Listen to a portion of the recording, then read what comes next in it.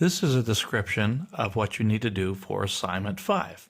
We've been working with SQL interactively, and I want you to continue that for this assignment. In the next assignment, we'll bring the SQL back into PHP programs and issue it from there inside of our King Real Estate application. For right now, let's get used to using SQL. So I have a series of problems. There are 9 of them. And then you are to review them and then code a SQL statement that matches the question asked. In this case, it says create a table named employee with the following column specifications. These are the column names. This gives you some information about how the data type should be set up, whether null should be allowed, whether it's a primary key. Likewise, another statement here is the department. And then there's some information about what data to insert with insert statements into the employee table.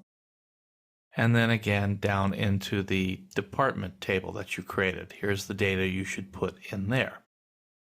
After that, whenever you see the word display, that implies a select statement. So display a list of employee names, that's their first and last name, or last and first, and their hire date. Sort the results by last name. Display the average salary of all employees. You've learned how to do that with the summary functions. Now, you're going to code a SQL statement that would remove John Smith from the database. And I have a note here that says don't use the Social Security value.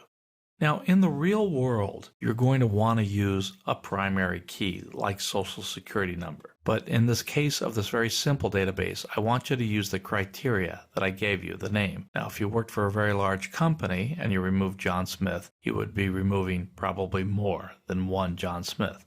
But here, let's just do it that way. Problem 8, SQL statement that would raise everyone's salary by $1,000. If you get to do a little math inside of an update statement.